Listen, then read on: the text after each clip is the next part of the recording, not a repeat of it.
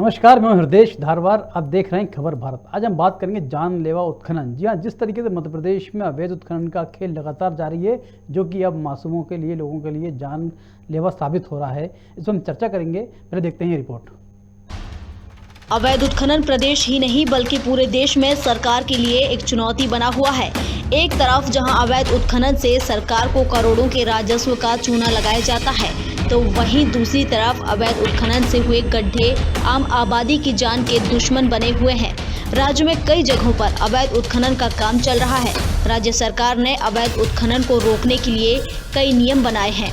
नियमों के उल्लंघन करने वालों पर कानूनी कार्रवाई करने की बात कही जाती है, मगर यहाँ एक नियम की अवमानना कर दूसरे नियम को आधार बनाकर अवैध खनन सामग्री को वैध बना लिया जाता है।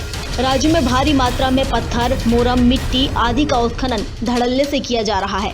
दरअसल अवैध उत्खनन से जमीन पर बड़े बड़े गड्ढे हो जाते हैं, जिनमें भूजल या बारिश का पानी जमा हो जाता है, जिसके बाद अवैध उत्खनन से बने गड्ढे तालाब की शक्ल ले लेते हैं। यह जानलेवा गड्ढे इतने गहरे होते हैं कि इनमें डूबने से कई मौतें भी हो चुकी हैं।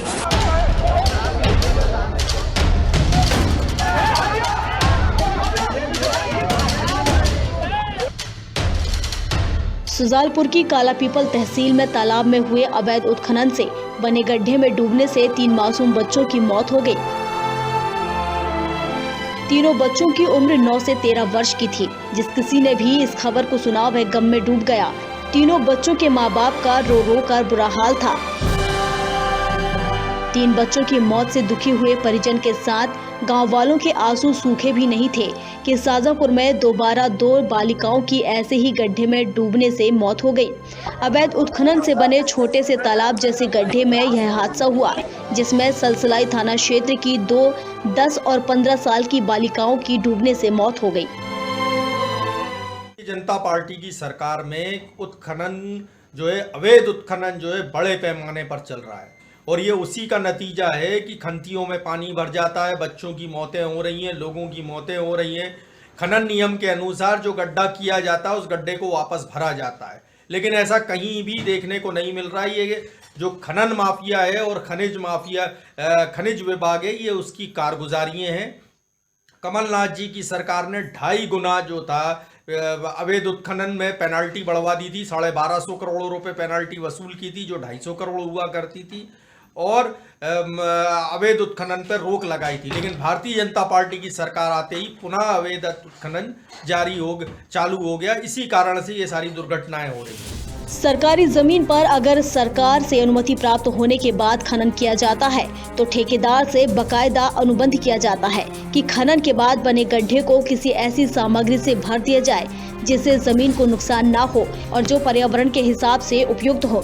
वहीं कई बार खनन विभाग के क्षेत्रीय कार्यालय के रेवेन्यू अथॉरिटी द्वारा भी 15,000 रुपए प्रति क्विंटल के हिसाब से ठेकेदार से राशि ले ली जाती है, जिसके बाद रेवेन्यू अथॉरिटी खनन से बने गड्ढे को भरने के लिए जिम्मेदार होता है। हालांकि निजी भूमि पर भूमि मालिक ही इस गड्ढे को भरने के लिए जिम्मेदार होता है। वहीं अगर ठेकेदार इन गड्ढों को नहीं भरता तो उनके खिलाफ पर्यावरण रक्षा अधिनियम 1986 के तहत कार्रवाई की जाती है।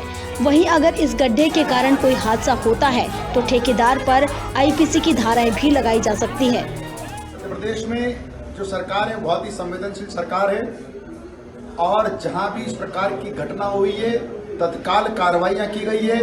जहां तक शाजापुर का सवाल है, शाजापुर में तत्काल कार्रवाई की है। कलेक्टर जी वहां पहुंचे हैं और उन्होंने पहुंचकर तत्काल कार्रवाई करने का काम किया है। इस प्रकार की घटना निश्चित रूप से दुर्भाग्यपूर्ण है, निंदनीय है, लेकिन इसकी पुनरावृत्ति न हो इस बात की चिंता मध्य प्रदेश की संवेदनशील सरकार पूरी तरह से कर रही है और आगे भी करेगी। आखिर अवैध उत्खनन से हुए गड्ढों में हो रहे हादसों और मासूमों की मौत की जिम्मेदारी आखिर कौन उठाएगा? आखिर क्यों प्रशासन जनता की सुरक्षा के पुख्ता इंतजाम करने में नाकाम है? आखिर क्यों माफिया के हौसले सरकार और प्रशासन के सामने इतने बुलंद हैं? ये सवाल आज हर बाशिंदे के मन में घूम रहे हैं। ब्यूरो रिपोर्ट, खबर भारत, भोपाल। तो देखिए, हादसे जो भी होते किसी भी सूरत में ठीक नहीं होते, दुर्भाग्यपूर्ण है, क्योंकि वाकई ये लापरवाही का नतीजा है कि इस तरीके से मासूमों की जान जाती है, लेकिन जिम्मेदार जो है खामोश रहते हैं, कार्रवाई नहीं करते। तो चर्चा करेंगे। कुछ मेहमान साथ जुड़े, पहले परिचय करा दें आपका। बीजेपी से हैं सुंदरलाल तिवारी जी, शंकरलाल तिवारी जी, माफ कीजिएगा, शंकर कांग्रेस से योगेश गुप्ता जी और हमारे स्टेट पंकज गुप्ता जी, आप तीनों का बहुत बहुत स्वागत है। तो शंकरलाल तिवारी जी, पहले शुरुआत आपसे ही करेंगे क्योंकि आप वरिष्ठ नेता हैं, वरिष्ठ, आपका लंबा अनुभव भी राजनीति में रहा है, लेकिन मध्य प्रदेश में कई जगह ऐसी हैं जहाँ पर अवैध उत्खनन होता है, गड्ढे हो जाते हैं, पानी भर जाता है, हादसे होते हैं, उन पर जिम्मेदारों पर कार्रवाई नहीं होती। अरे क्या वजह, क्यों कार्रवाई नहीं हो पाती? नहीं, अभी अभी आपको आपके चैनल ने बताया हम सबको कि तुरंत कार्रवाई हुई है, कलेक्टर ने तुरंत एक्शन लिया है और इसमें FIR भी दर्ज होगी। इसमें जिनका दोष होगा वो दंडित भी होंगे। पर इसके बावजूद मैं सर्वप्रथम तो मृतकों को हृदय से श्रद्धांजलि देना चाहता हूँ और प्रभु से विनती करता हूँ कि उनकी आत्मा को शांति। पर यह बात कोई श्रद्धांजलि भर दे देने से क्या उनके ऊपर FIR हो जाए, कार्रवाई हो जाए, इतने वर्ष से नहीं। इसकी चिंता भी भविष्य में, जैसा कि पार्टी प्रवक्ता जी ने भी कहा है कि भविष्य में इस तरह की घटनाएं न हो, और इसकी चिंता भी सरकार को करना चाहिए। और मैं भी इस चैनल के माध्यम से मैंने सरकार से भी निवेदन कर रहा हूँ कि ये मौतें बीच बीच में सभी जगह जहाँ भी खनिज है या जहाँ भी खनन होता है, वहाँ इस तरह के गांव के बच्चे नहाने के चक्कर में, पानी भरा है उन खदानों में, नहाने के चक्कर में जाते अधिकतम डूब करके ही मृत्यु देखने में सामने है। और इसलिए इसमें आपकी चिंता से मैं अपने आप को जोड़ता हूँ, चैनल की चिंता से। तो कांग्रेस के मित्र और आपको दोनों में एक विनती करना चाहता हूँ, ये अवैध उत्खनन और वैध उत्खनन का मामला नहीं। अवैध उत्खनन वैध उत्खनन का विषय है, वो अपनी जगह है, उस पर रोक लगानी चाहिए। सरकार ने तमाम प्रयास किए, अभी भी सरकार कर रही है। आए दिन तो हमारे अधिकारी और कर्मचारी फील्ड में जाकर के उनकी गुंडागर्दी भी झेलने के बावजूद और कार्रवाई करने में लगे हुए। और इस सबके बावजूद ये कोई अवैध और वैध का झगड़ा नहीं, उत्खनन कहीं भी हुआ हो, वैध उत्खनन भी जो है उसके गड्ढे भी, जैसा कि कांग्रेस वाले ने कहा, मेरे को अच्छा लगा, योगेश जी ने शायद कहा है कि उनको भरा जाना चाहिए। ये बात सच है कि वैध हो चाहे अवैध हो, अगर गड्ढे खोदे जाते हैं, खदानें बनती है, तो उनमें भरावट का काम भी होना ही चाहिए। उसका दोहन जाने के बाद जब वहाँ का मटेरियल निकल आवे, और सरकार इस बात की चिंता करेगी। आपने बड़ी कृपा की कि इस मुद्दे को आपने अपने चैनल में स्थान दिया, चर्चा करा रहे हैं। सरकार पूरी मुस्तैदी के साथ और इसको रोकने का काम करेगी। ये वैध अवैध उत्खनन का मामला नहीं है। ये खदानें चाहे वैध हो चाहे अवैध हो, पानी भरा है, और इससे मृत्यु वैध वाले में भी होती है, अवैध वाले। हाँ योगेश जी, क्या लगता है आपको, जिस तरीके से लगातार मध्य प्रदेश में अवैध खनन के मामले सामने आ रहे हैं, लापरवाहियाँ होती हैं, ठेकेदार खनन करता है, गड्ढा खोदता है, इसके बाद में मुनाफा कमाकर वहाँ से चला जाता है, लेकिन जो गड्ढे हैं, खदानें हैं, जस की तस रहती हैं, यही हादसों का सबब बन जाती हैं। हृदय जी देखिए, पिछले 17 सालों से प्रदेश के मुखिया शिवराज जी हैं। रेत खनन के मामले में, रेत अवैध उत्खनन के मामले में शिवराज जी पूरे प्रदेश में जग जाहिर है। उनका मामला 100 से अधिक डंपर किस मुख्यमंत्री के चल रहे हैं प्रदेश में, ये सभी लोग नहीं, मैं हस्तक्षेप मैं रेत खनन की बात, देखिए तिवारी जी देखिए, मैंने आपको धैर्यपूर्वक सुना। देखो हृदय जी, एक बात सुनो, पहले सुन लेते हैं गुप्ता जी को। देखिए हृदय जी, तिवारी जी पहले सुन लेते हैं, पहले फिर बाद जवाब दीजिएगा। देखिए तिवारी जी, तिवारी जी सुनिए, अरे सुन लो, मेरी बात सुन लो। देखिए हृदय जी, एक बात सुनिए, अरे इनको शांत करिए। अरे सुन लो आप जी, गुप्ता जी बात रखिएगा। अरे देखिए, अब बात आपका समय है जब आप बोलिएगा यार। विधायक भी हैं, रहे हैं आप, लेकिन अब थोड़ा सुन लीजिए आप बात को।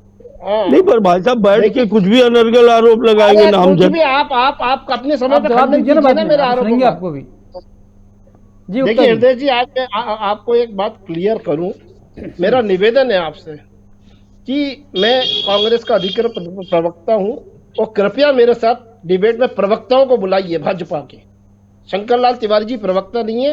अभी थोड़ी देर पहले 7 बजे की डिबेट में स्वदेश न्यूज से मेरे पास फोन आया था, मैंने इनका नाम सुनकर मना कर दिया था डिबेट करने से। उसका कारण है ये किसी नहीं, भी बात को वरिष्ठ बहुत नेता ज्यादा है, खींचते वरिष्ठ हैं। विधायक भी रहे हैं अरे इसलिए हैं, मैं जानता हूँ, दैट आई नो, जी लेकिन किसी भी बात को जरूरत से ज्यादा खींचते हैं, टाइम पास करते हैं, और प्रवक्ता का जो उद्देश्य होता है, जो मैसेज जनरेट करने का जनता के बीच में, उसको जाने से ये रोकने का भरपूर प्रयास करते चलिए आप बोलिए, मुझे सिखाइए नहीं, बोलिए आप। है ना। तो मेरा निवेदन है, जिस प्रकार मैंने आपको शांतिपूर्वक सुना, आप सुनिए। तो जी। 17 साल से प्रदेश के मुखिया हैं मिस्टर बंटाधार शिवराज। ज्यादा डिटेल में नहीं जाऊंगा। अभी 4 दिन पहले प्रमुख समाचार पत्रों में छपा शाहजहांपुर और काला पीपल की घटना का उल्लेख आपकी रिपोर्टिंग में आज हुआ है। बड़ा दुखद है वो हादसा, और मृत परिवारों के प्रति संवेदनाएं व्यक्त करता हूं कांग्रेस परिवार की तरफ से। लेकिन 4 दिन पहले नीलबढ़, रातीबढ़, भोपाल जिले की बात कर रहा हूं, जहां मुख्यमंत्री माननीय शिवराज जी बैठते हैं, फंदा, बैरसिया ब्लॉक, यहां जो 10-10 फीट के खनन की अनुमतियां प्राप्त थीं, जिन लोगों को, उनकी अनुमतियां समाप्त हुए कम से कम 3 से 4 साल हो गए। उनके पास परमिशन नहीं है। Without any permission they are doing that type of job. वो नीलबढ़ में 2 बच्चियां डूबी, रातीबढ़ में सरवर गांव लगा हुआ है, वहां 3 बच्चों ने तैरने गए थे, नहाने गए थे, डूब के मर गए। मतलब ये जो घटनाक्रम घटित हो रहा है, ये हर महीने, हर हफ्ते हो रहा है। बावजूद इसके स्थानीय प्रशासन, शिवराज प्रशासन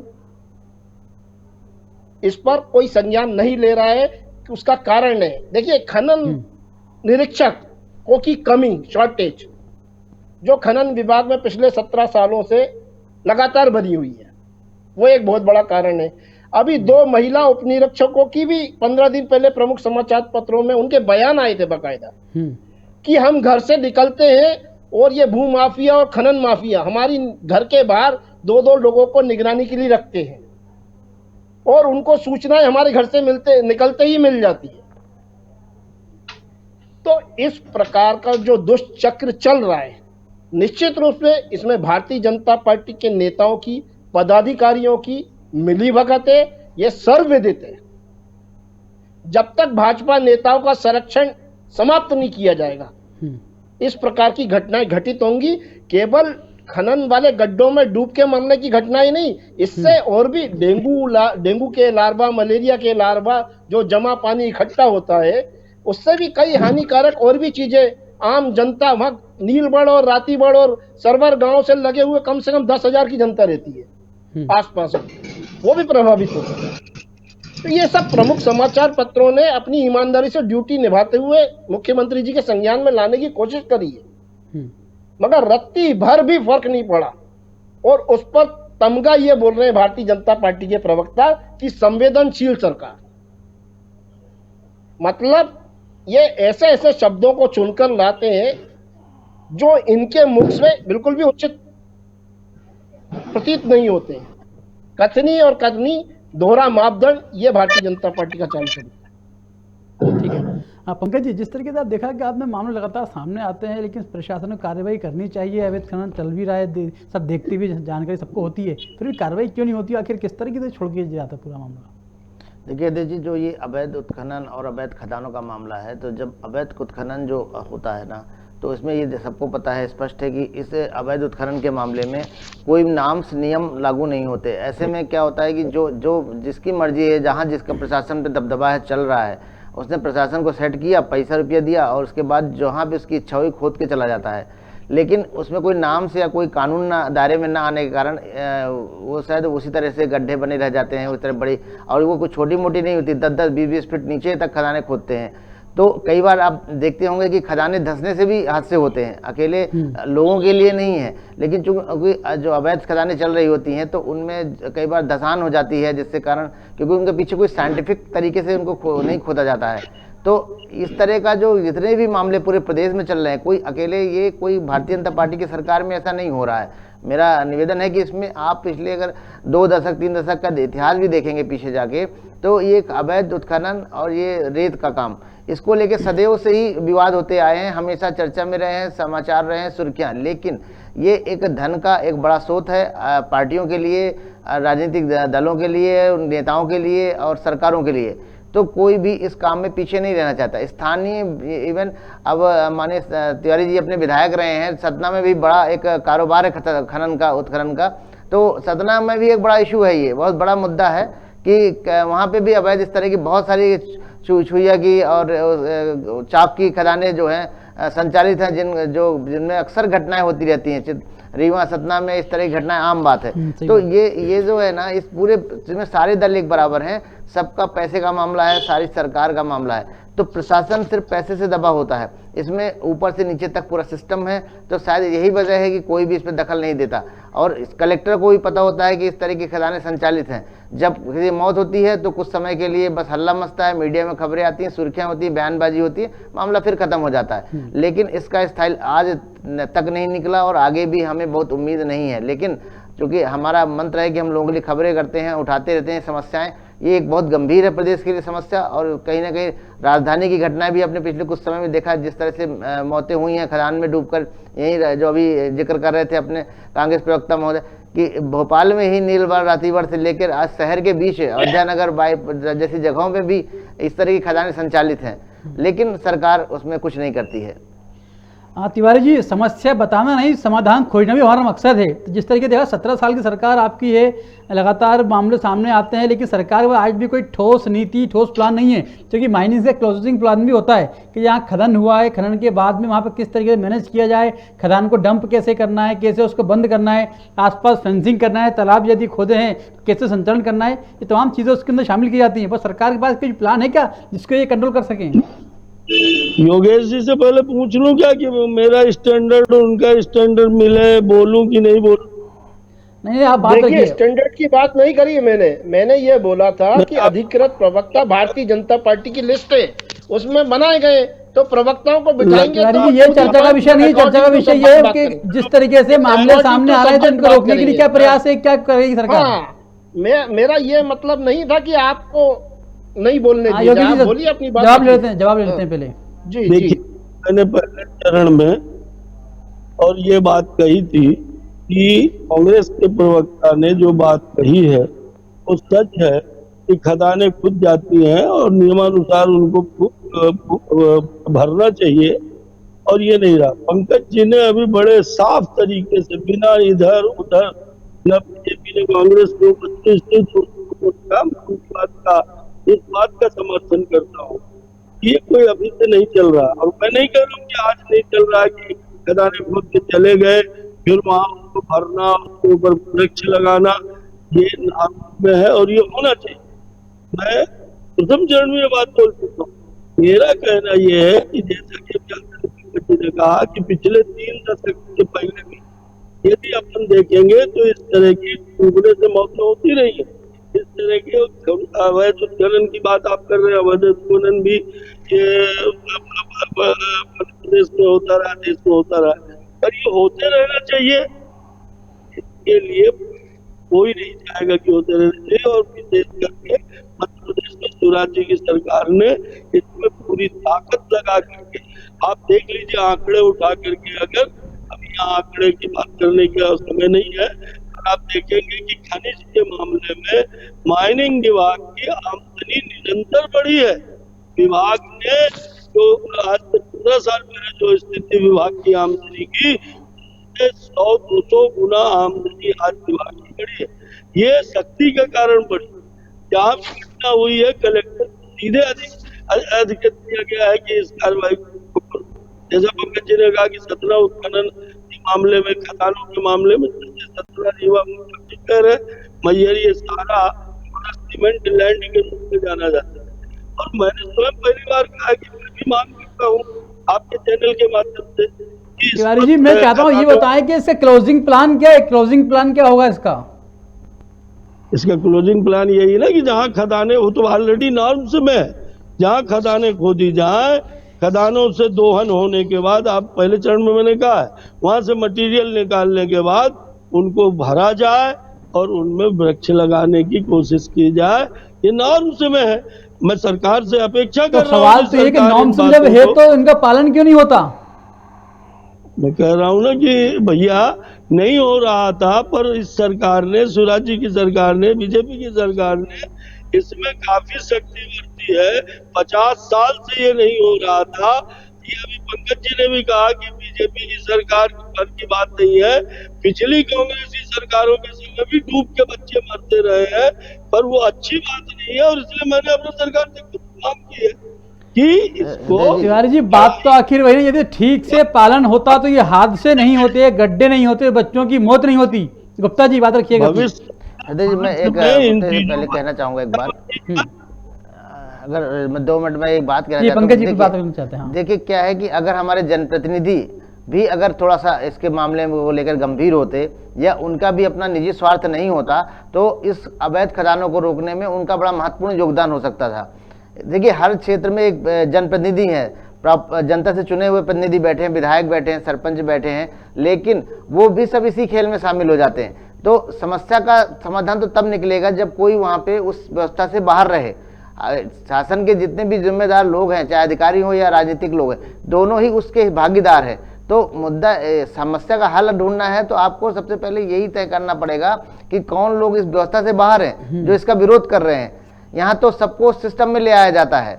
और अगर योगेश जी बचाव करें भले ही कांग्रेस का, लेकिन इसमें कोई भी दल नहीं शेष। जहां जिसकी सरकारें चल रही हैं, जिस राज्य में जिसकी सरकारें चल रही हैं, अवैध उत्खनन, अवैध खदानें जारी हैं।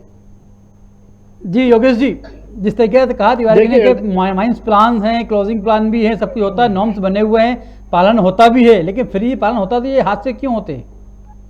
नहीं, बिल्कुल हरदेश जी, देखिए मैं इसमें 2 बातें मुख्य रूप से शामिल करना चाहूँगा।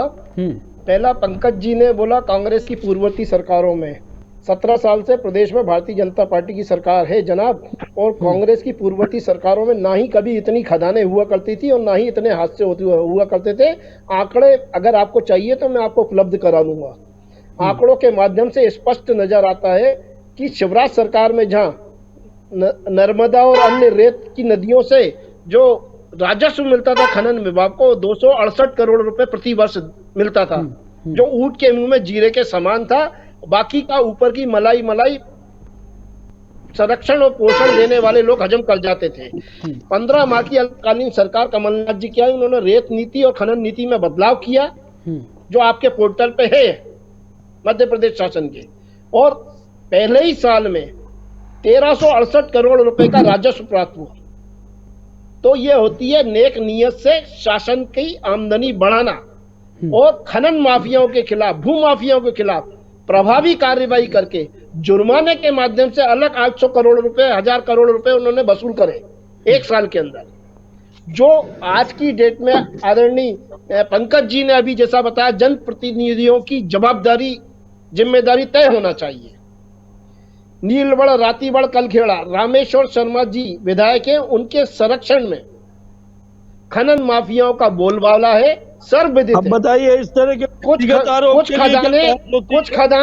कुछ खदाने रामेश्वर शर्मा जी के पूरे संरक्षण में चल रही हैं। मैं जानता हूं, नाम बता देता हूं अगर आप पूछेंगे तो अभी चैनल पर। योगी जी, ये जब जानकारी में है, आपको शिकायत क्यों नहीं किया? आपने विपक्ष क्यों शांत बैठा हुआ है? शिकायत करिए ना, आपके सामने आइए ना। बहुत शिकायत करी। हमारे माननीय जनप्रतिनिधि पीसी शर्मा जी ने विधानसभा में प्रश्न उठाया है, विधानसभा में प्रश्नकाल के दौरान ये प्रश्न उठाया है। लेकिन हर प्रश्न का जवाब मध्य प्रदेश भारतीय जनता पार्टी की सरकार का ये होता है कि जानकारी निकलवाई जा रही है, प्रकरण संज्ञान में है, कोई जवाब नहीं देते, ना किसी की जवाबदेही सुनिश्चित की जाती है।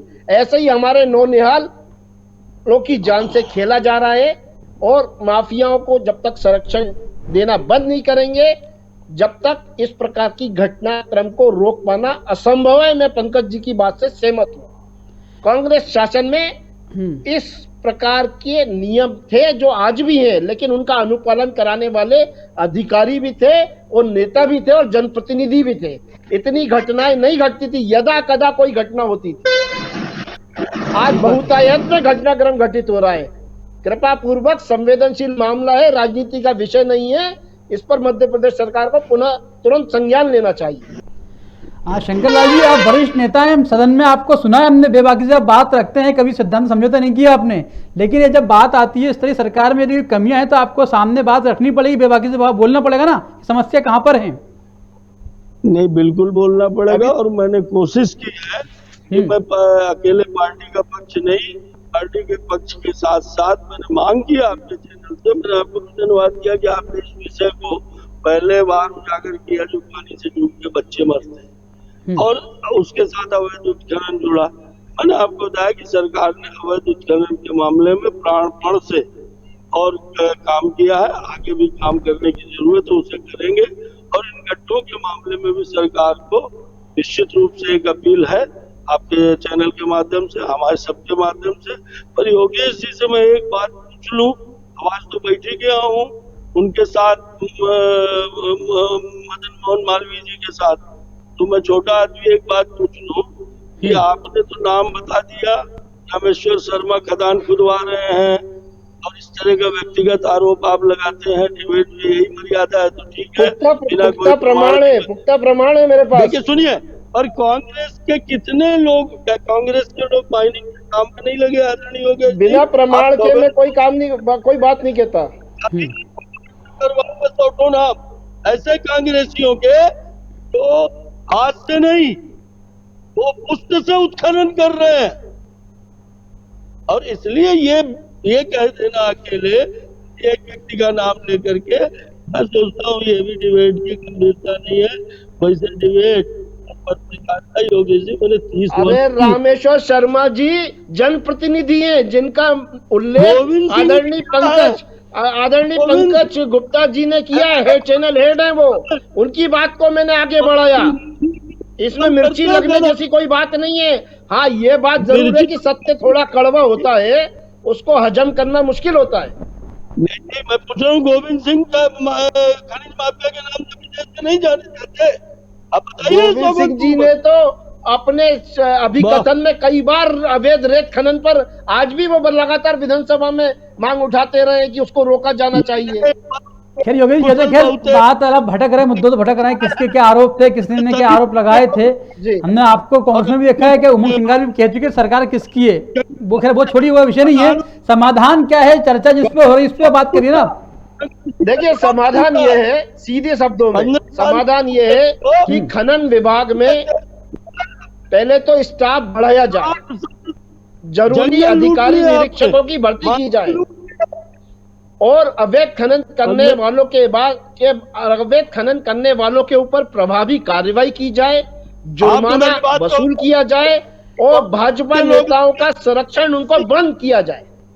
शंकर लाल जी, मैं आपसे चाहूंगा कि आप इसमें पहल करें, बात रखें कि सरकार इस पे अभियान चलाएगी इस तरीके से, कोई जो गड्ढे खुदे हुए हैं उनको भरने के लिए।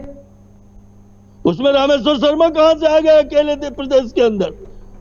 दिग्गज कांग्रेसी 60 साल इन्होंने जंगल कलखेड़ा उनकी विधानसभा का क्षेत्र है। नीलबढ़, रातीबढ़, कलखेड़ा, ये रामेश्वर शर्मा की विधानसभा का क्षेत्र है। शंकर लाल जी, योगेश जी, बात पूरे मध्य प्रदेश की हो रही है। मध्य प्रदेश के अंदर आलम यह स्थिति है, ठीक से नॉर्म्स का पालन नहीं होता, इसलिए हादसे होते हैं। जी शंकर लाल जी, सरकार आपकी है, क्या आप इस अभियान के लिए पहल करेंगे? बिल्कुल, अभी कर रहा हूं आपके चैनल में। मैंने इस बात को कहा है कि इसमें और शक्ति की जरूरत है, निरंतर काम करने की जरूरत है। क्या आप सरकार में बात रखेंगे, सरकार से बात मांग करेंगे इस बात की कि इस पर अभियान चलाया जाए? मैं समझता हूँ भाई साहब, मेरा स्तर जितना उतना मैं निश्चित रखता हूँ। अभी पंकज जी ने बताया कि मैं इस एरिया से जुड़ा हूँ जहाँ मेरे यहाँ ये तमाम बातें हैं, और मैं आपको पंकज जी समय का जल्दी बात रखिएगा अपनी। देखिए, मैं बस इतना जी कहना चाहता हूँ कि दोनों आदरणीय प्रवक्ताओं से कहना चाह रहा हूँ कि जो ये अवैध उत्खनन अकेले आज की समस्या नहीं है। अभी देखिए, डॉक्टर गोविंद सिंह की बात चली है, तो मैं बता दूं, गोविंद सिंह जी और शंकर लाल जी भी विधानसभा के अंदर रहे हैं, तो गोविंद सिंह जी भी कांग्रेस जमाने में भी उठाते थे अवैध उत्खनन का मामला, उनकी ही अपनी सरकार रही तब भी उठाते थे वो कई जगह, और उनका इलाका है ही अवैध उत्खनन के लिए बड़ा फेमस, जिसमें कई हत्याएं हो चुकी हैं। तो ये बड़े फेमस इलाके हैं, जब ये जनप्रतिनिधि स्वयं अपने यहाँ की आवाज़ उठा रहे हैं, और ऐसा नहीं कि सरकार में सारे लोग समर्थन ही करते रहे। कई ऐसे विधायक हुए हैं जिन्होंने अपनी सरकार में ही अवैध उत्खनन के सवाल लगाए हैं विधानसभा में और मुद्दे को उठाया है। ये अलग बात है कि सरकार, किसी भी सरकार द्वारा उनकी बात को सुना नहीं गया और ना ही उस पर कोई कार्रवाई हुई। आज भी खनिज विभाग जो है वो कोई भी जनप्रतिनिधि की आवाज नहीं सुनता है। वो बहुत सीधे सीधे कुछ नाम है जो शायद आप सब जानते हैं, उन नामों की से ही चलता है खनिज विभाग। खनिज विभाग में मंत्री की भी कोई शायद उतनी वो नहीं है जो कि वो भी कुछ कर पाए, ज़्यादा कुछ करने की स्थिति में मंत्री भी नहीं होते हैं। तो क्या है कि जब इतना बड़ा संरक्षण है जिस सरकार का, तो वहाँ अवैध उत्खनन, अवैध ये जिस तरह खजाने चलाना कोई बहुत मुश्किल काम नहीं है। तो आपको रोकने के लिए कहीं ना कहीं सरकारों को या जनता को जागना होगा, एक आंदोलन की जरूरत होगी। लोग, क्योंकि देखिए जनप्रतिनिधि तो जाग नहीं रहे, तो कहीं ना कहीं आपको आम आदमी को जागना होगा, एनजीओ जो स्वयंसेवी संगठन है उनको जागना होगा। तो एक बड़ी लड़ाई लड़नी पड़ेगी, जैसे अभी छतरपुर बक्सवा में हमने लड़ा है, ऐसी एक बड़ी लड़ाई लड़नी पड़ेगी आपको इस अवैध उत्खनन को रोकने के लिए। ठीक बात है। पंकज जी, योगेश जी, शंकर लाल तिवारी जी, आप तीनों को बहुत बहुत शुक्रिया, धन्यवाद क्योंकि चर्चा में जुड़े। आप लोग की बात और विषय बड़ा गंभीर था। जिस तरीके मध्य प्रदेश के अंदर अवैध खनन का खेल जारी है, गड्ढे खोद दिए जाते हैं, खनन लगातार होता है, लेकिन उसमें मासूमों की जान से खिलवाड़ लगातार हो रहा है। आखिर क्यों, ये कब बंद होगा? इसका हमें लगता है कि अभियान सरकार चलाए जिस पर, ताकि सख्ती से कार्रवाई हो, जो खनन माफिया है उनके विरुद्ध भी कार्रवाई हो, ताकि इस तरह की घटनाओं की पुनरावृत्ति ना हो। कल चर्चा में इतना ही, हमें दीजिए इजाजत, नमस्कार।